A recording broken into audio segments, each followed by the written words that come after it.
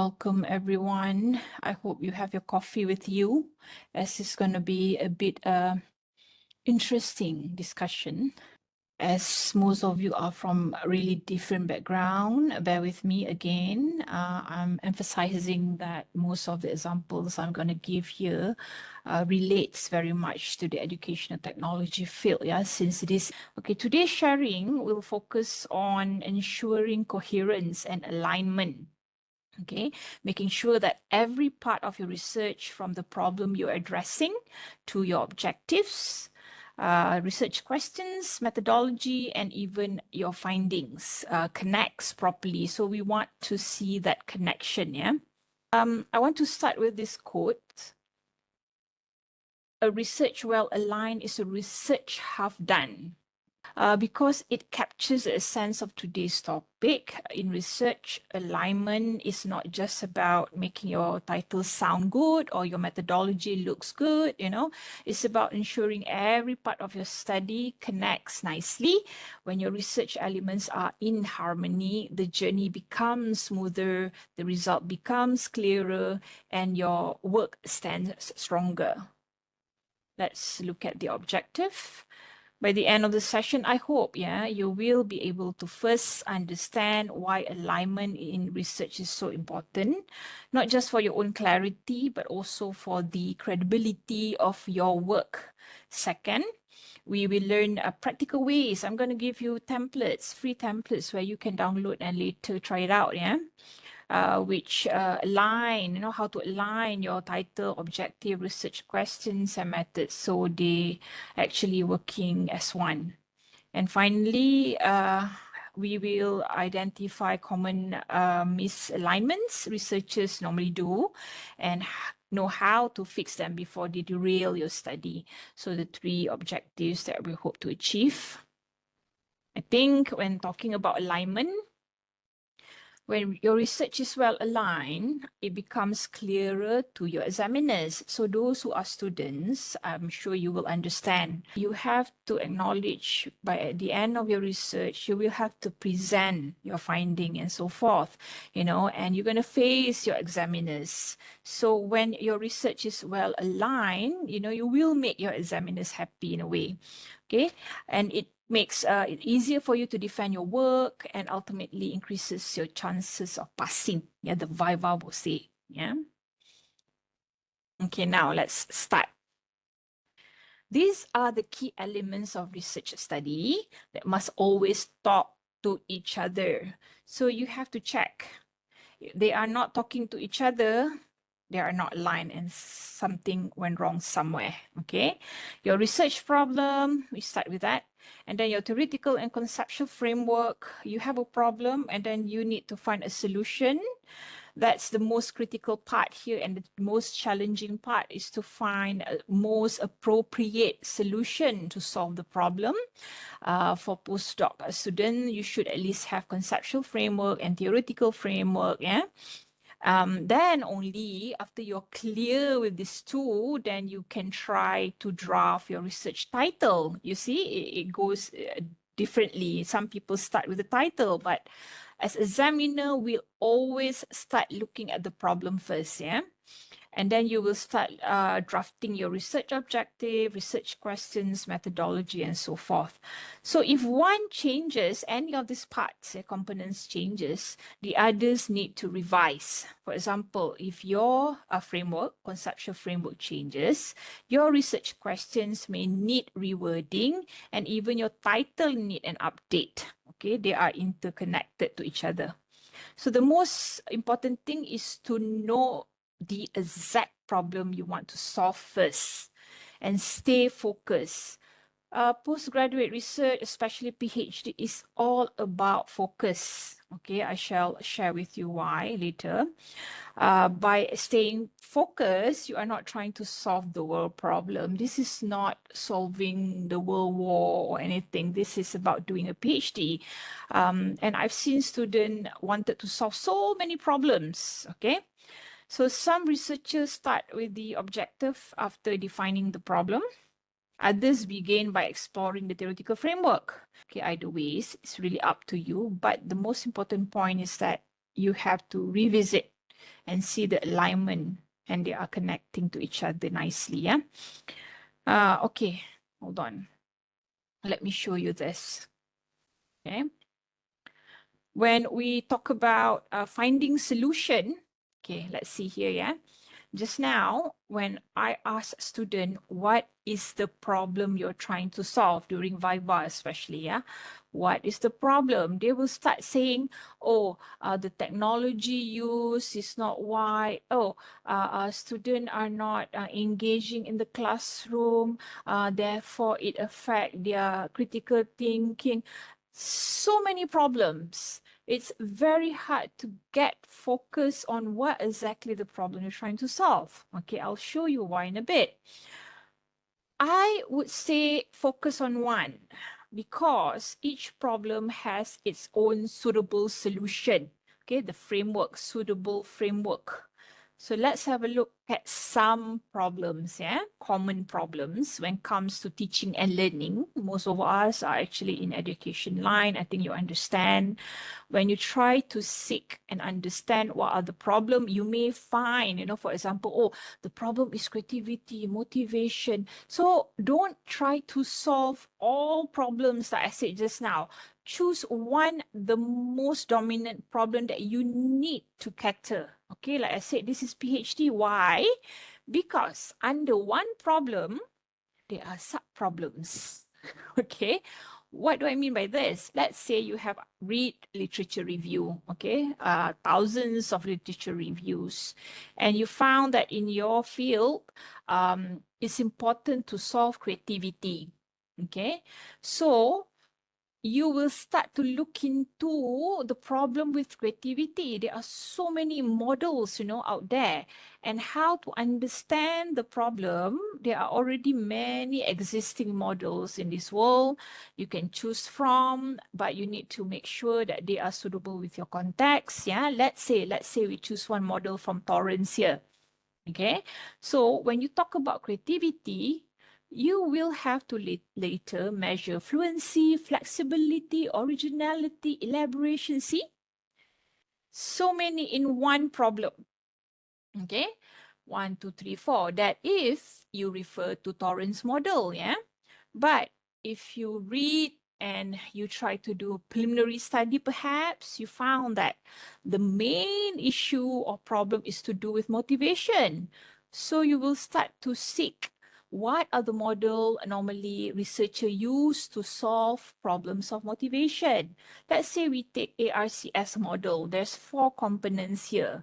So you have to measure the attention of the student, okay? You have to improvise the relevance, confidence, satisfaction. So what I mean just now, rather than you eager to solve every or more than one problems, I'm trying to tell you even one problem here have sub components which you have to solve and look into. Okay, so I would advise for postgraduate studies, try to identify the at most problem that we have to solve in our context. Yeah, and these are just some of the models. There's, like I said, thousands of models out there. You will have to justify after making many comparisons and explain to your reader, examiners, why you choose that specific one. Yeah. So I hope we're clear with what do I mean by problem. An examiner will ask you that first. Once they open the thesis, they will say, what is the problem? So if you can't answer this clearly, meaning you will start having problem with your thesis alignment. Yeah. Okay, done. So think of it this way. If your research is a journey, the problem is your starting point, and the framework is the map that guides you to your destination.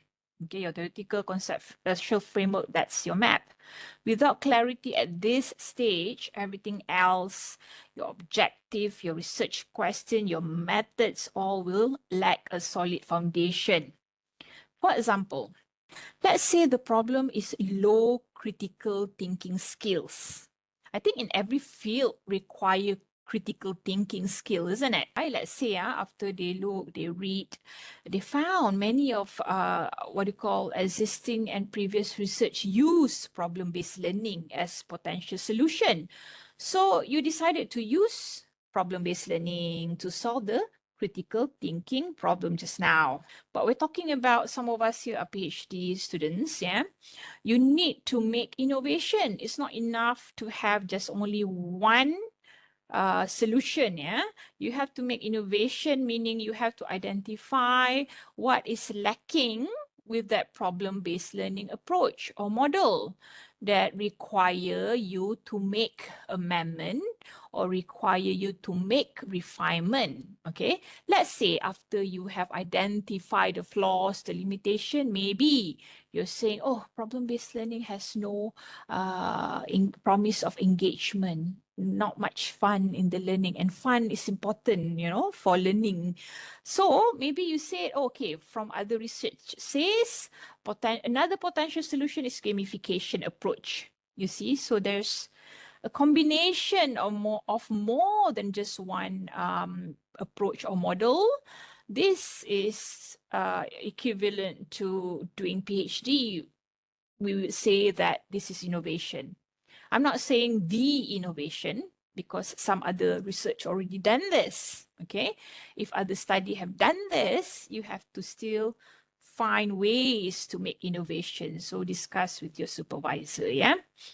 So this innovation just now, the combination becomes the core of the research. The researcher will then examine or test whether this combined approach, you know, can improve critical thinking skills. The finding of the study are the final destination of your journey. Okay, now we are already sure of what's the problem and we have decided what will be the potential solution, right? Now we will start writing the research title. Like I said, some people write it at the end, you know, after the research problem, research questions. It's up to you, okay? But in this flow, I would suggest if you have decided with the problem and solution, okay, let's try to write the research title. What issue are you addressing? Okay, my question to you. While you listen to me, I want you to think as well. What is the main, not just issues, the main issue you are addressing? In this case, let's say it's critical thinking skills, solving, okay, no, here I'm giving the field or context of algebra mathematics field. So solving algebra problems naturally requires critical thinking because it involves analyzing problems, applying logical reasoning, recognizing patterns, making decision, and justifying solution. Okay, let's say so. So what's your innovation or solution? Okay, in Viva normally, they will ask, what is your contribution to knowledge? Okay, so this is very important. When you think of the solution where you combine many approaches, many models, right? This would be your contribution to knowledge. In this case, it's just example, yeah? A lot of studies already integrated gamified problem-based learning already, okay? Let's say that's the solution you're suggesting. And then what technology is used? Now, for those who are not in the educational technology field, this may not apply. When it comes to educational technology or EDUTECH, you must highlight the technological aspect, okay? Let's say you want to use learning management system, LMS. LMS like Moodle, Blackboard, then we have Google Classroom that are all categorized under LMS.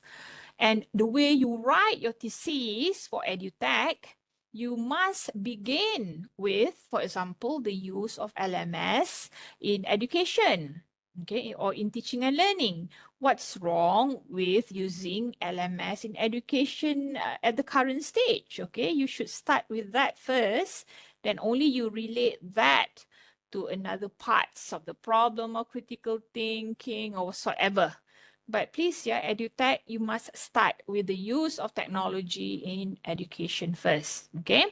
And then you need to clarify the level of samples. Is it students? Is it teachers? You must clarify clearly who's the target audience, okay? In some cases, they want to help solve secondary school students, some in higher education, so clearly defined. And finally, the field or context. Let's say just now I'm giving example algebra, right? That's to do the specific subject area. So you try to clarify the field or context. Let's say you have identified all this. So then only comes the title, for example, the effect of gamified problem-based learning via a learning management system on secondary students' critical thinking skills in algebra. So you see, when as an examiner, when I read your title, I can already tell if this is up to, for example, master or PhD level or not. Okay, so I hope you get it clear here. Don't worry, some would write it differently.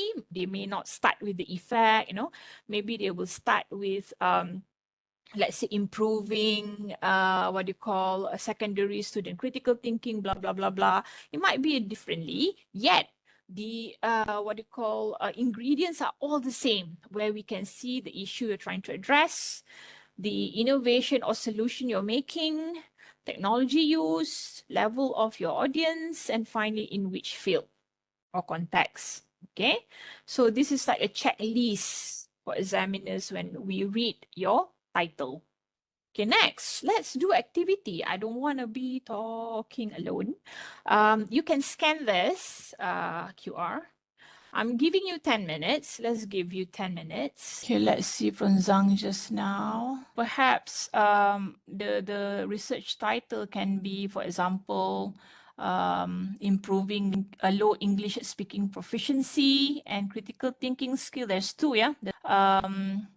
With task-based blended learning environment using learning management system, okay, among college students in English. Maybe it can be that, yeah. Okay. And then let's see the next one. Okay, next. Let's just pick up, yeah, Ying. We have issue being addressed, over-rely. Which one? Over-reliance, student engagement, weak gains in fitness indicator. Which one? I think you need to still figure out, from this, I saw student engagement mostly. So maybe the problem is to do with low students' engagement. There are so many models in the world that are trying to help with increasing students' engagement. Perhaps that's the problem you're trying to solve. You're going to use this model. Okay. ADDI model is not technology. ADDI model is a process. Let's say you want to develop something, you use analysis, design, development, integration, implementation. Okay, there's a process you have to go. But ADDI is not the technology. What is the technology you're going to use? I don't think this is EDUTECH student. Okay, you have maybe in what you call fitness, yeah? Maybe you have certain devices, let's say weight, lift or something. I don't know the technology you're using here to support or to solve the problem of this. But you are not EDUTECH student, that's fine. Level college student, okay, this is clear. Physical education field, okay, this is clear. Okay, also you didn't write this, so maybe you can try to write it out, okay, as how I explained just now. Improving low student engagement with thoughtful model, okay, among college students in physical education. Maybe that's your title. You can start with. I'm not saying that's the final one, but you can try it out. Okay, next. Bear with me, yeah. I may not be able to look at all because we are supposed to finish at 3:30.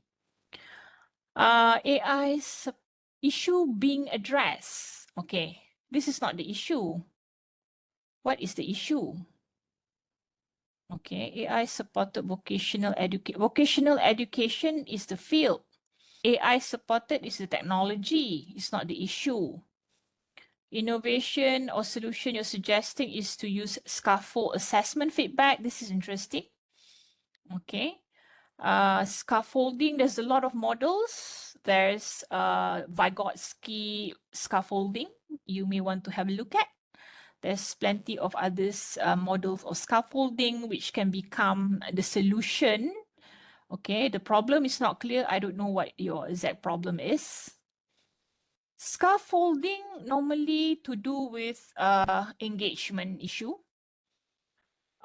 People also use scaffolding a bit to help with students' centeredness, meaning to teach the student to become more self-directed learners. Okay, there's research that look into using scaffolding as well.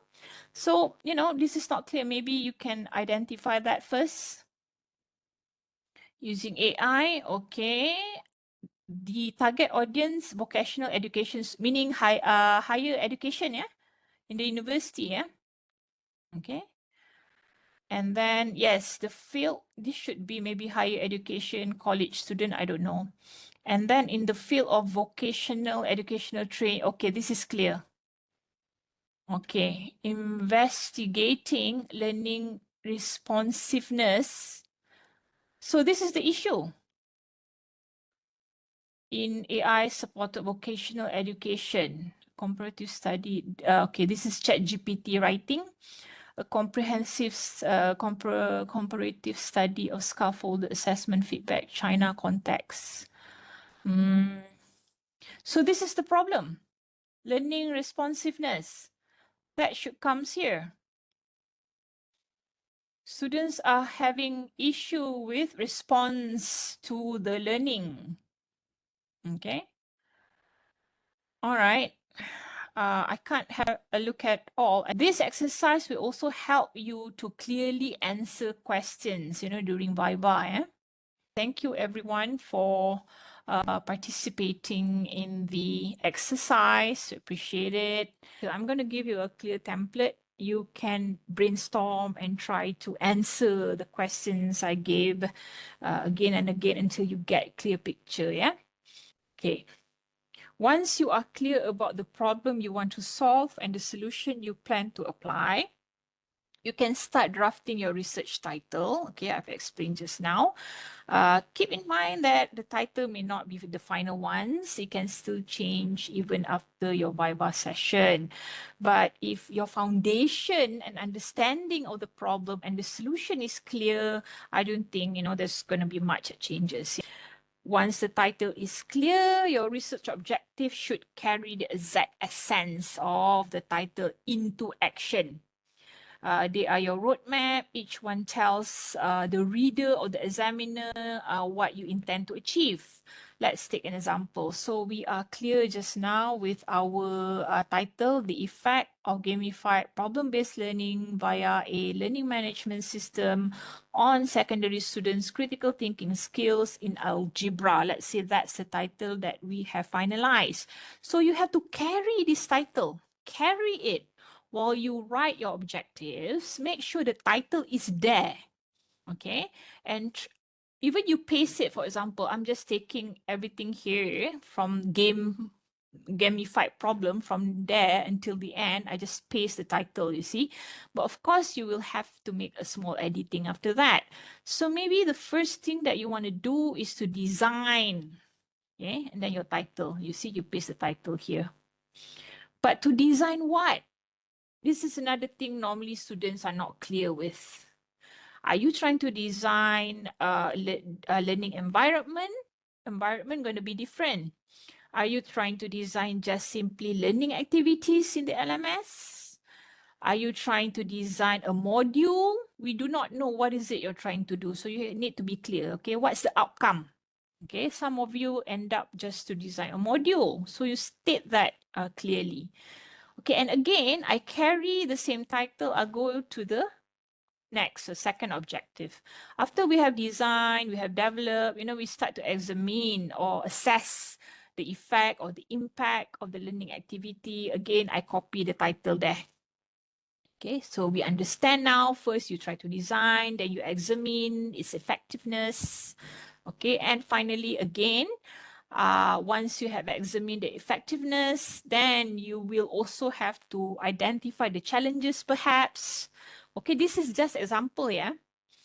Again, I take the title and I paste it there. It's just that you have to do a bit of editing. Okay. Okay, done. Examine, understand challenges, and finally, what is it you're trying to do? Maybe you want to provide recommendation for the effective integration activity based on what? Again, I copy the title so that I'm on right track. Okay, I don't simply write anything or even follow what ChatGPT is telling me. I do double checking if all the objectives are consistent with the title, okay? So to provide what? Some of us want to provide recommendations. Some of us want to provide a policy, a framework, depending, okay, on you. This is just an example. Now that our objectives are clear, the next step is to transform each one into a research question. So in design projects, research question may not always be necessary, but in EDUTECH, educational technology, they are essentials. Yeah, we will later visualize how this is presented in chapter 4. Okay, example, the first research objective to design learning, blah, blah, blah, blah. Okay, but they may not be research question. However, we are going to look this in your chapter 4. Okay, you need to, spelling error, you need to visualize how does this learning activities in the LMS looks like with your approach integration, yeah? So we're not just talking about your idea, we're showing it. Ask yourself, what does my innovative approach look like in action? So that's what we expect from this first objective. Okay, so the second one, we start to examine. So this, maybe you can start writing your research question. Of course, when you examine, you want to know what is the effect. Yeah, so you see it's aligning next to each other. Some of us, they wrote different research objective, they come up with different research questions. So please get this table so that you will see the alignment properly. And then third objective, identify challenges. Of course, the question would be what challenges, and so forth. And finally, to provide recommendations. So what recommendation can be made? So it is consistent. Now that the research questions are clear, you see we go stages by stages, yeah? The next step is to link it directly to a method and analysis plan. Okay, this is where alignment really shows because your reader or your examiner should be able to read your questions and instantly see how you're going to answer them using what method. So in this case, I'm just giving an example. Let's say I'm using mixed method sequential explanatory design. There's so many methodology, okay? Let's say I'm using mixed method. And the examiner going to ask you which mixed method. So you must be clear. It's a sequential explanatory design. And you must explain why that method, yeah? So this method clearly state, first you have to collect quantitative data, and then this finding will inform you to proceed with the next qualitative data, and finally, final interpretation. That's how it goes with this method. So you put your research question here, and you try to identify what method, what data analysis would be suitable to solve the question or to answer the questions. Example. Okay. And you have to identify also what suitable instrument, remember the instrument is not just a tool, it's your bridge between the research question and data you need. If the instrument doesn't match the question, you risk collecting information that won't help you answer it.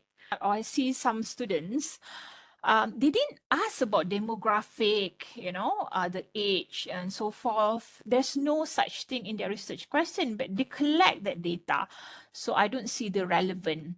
If possible, maybe there's a justification for it, but it does not answer the research question. What exactly is your research question? Okay, list it. Let's say here you're trying to look into the effect of your approach. As I use sequential explanatory design, I understand that the first stage I have to apply is quantitative data and analysis. So let's say, example, I try to implement to the pre and post group. I distribute the instrument would be I just distribute surveys, to my samples. I also evaluate their critical thinking assessment marks. Maybe that's the instrument. And what would be the suitable analysis to analyze, all the data derived from here? You see, so there's a link between it. This one helps you to write chapter 1. This one all will help you to write chapter 2, and finally later will help you answering, the research chapter 5 and 6. Same goes. Okay, again, back to my methodology. The next step, I have to use qualitative method. So to answer the challenges, I may use interview, focus group discussion. What are the instruments? These are the instruments I'm going to apply. Of course, in chapter 3, you will have to explain why these specific instruments. And maybe I'll use thematic analysis to analyze all the data coming out from this use of instrument. There's so many thematic analysis. So which one, you have to be clear with it. The examiner is surely going to see how you analyze using which thematic analysis. Finally, let's say to answer the third research question, you may want to use triangulation of data from the first and second research question. So depend. This is again just example. So even with the best intention, researchers often fall into some common traps that cause misalignment. Okay, so sometimes the title too broad. When your title is vague or tries to cover too many ideas, it becomes hard to focus on your objective question and methods. Okay, method doesn't answer the research question. So when you don't do this table of alignment, this will happen. Okay. For example, asking about impact, but only using interviews without any pre-post measurements, so it's not clear. And then framework unrelated, using a conceptual or theoretical framework that doesn't connect to your problem or methodology. That happens a lot, yeah. This you can get major correction or reviva, or even worse, downgrade your PhD to a master. Framework is very important. Okay, how do we fix this? Maybe once you have done, let's say you have done this kind of table later, okay, get peer review. Sit with a colleague, okay? Together, read the title, look at the objective, the questions, okay? And try to identify, is there any disconnection going on, okay? Maybe you can use the peer review, approach. Table of checklists. We have table of checklists, remember just now? Look at it again. Do I cover all this, especially EDUTECH students? Okay, get a table of checklist. And then finally, of course, you have to always consult your supervisor. Yeah, sometimes an experienced eye can catch misalignment. You may not notice because you're too close to your work. So you need extra eyes, third, fourth eyes to look into what you're missing. Okay, so before we wrap up, let me just leave you with some final advice. Okay, always do an alignment check before you start collecting data. It's much easier to fix a mismatch at the proposal stage than after you have gathered months of data that can answer your question. Here are some useful resources to guide you. There's Creswell, very popular research design. There's Frankel and Wallen, you know, how to design and evaluate research in education. They have excellent practical example and checklists that you may want to see. Silverman, those are popular with qualitative research, you know, a must read if your study has a qualitative component. And don't forget, just now, carry your title throughout your work. Okay, like I said, if you don't carry your title, all of a sudden you'll be collecting data that does not reflect your title. That's even worse, yeah? Okay, keep it specific. Use a free alignment template, just like I've shown just now. You can also use all the software like Miro, Google Sheet, Notion, a lot, yeah? These days you can fully utilize. And then ask yourself at every stage, do every step in my research answer my question? Ask that. If you can honestly answer yes, then you're not just doing research, you're doing research that's aligned, coherent, yeah? and defensible. Okay. This is an example of a table for those who are new. The activity we did just now is not really deep and thorough. So get yourself this template. I have produced it for your use. You can download this. And for those who want quick answer, this is what we call micro teaching or micro learning. I have produced TikTok. It's not giving you the answers, but to trigger you on where to look. Okay, that's my TikTok with the niche of research, especially from China, from different countries where English is not your main language.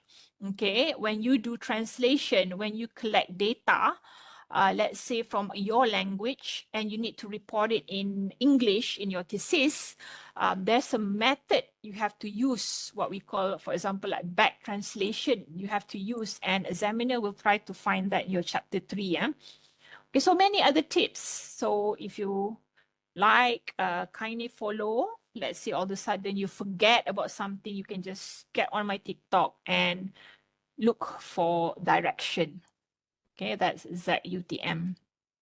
Okay, maybe we can open for Q&A a bit before we get to the feedback form and finally the e-certification. Yeah, you're going to get e-certificate.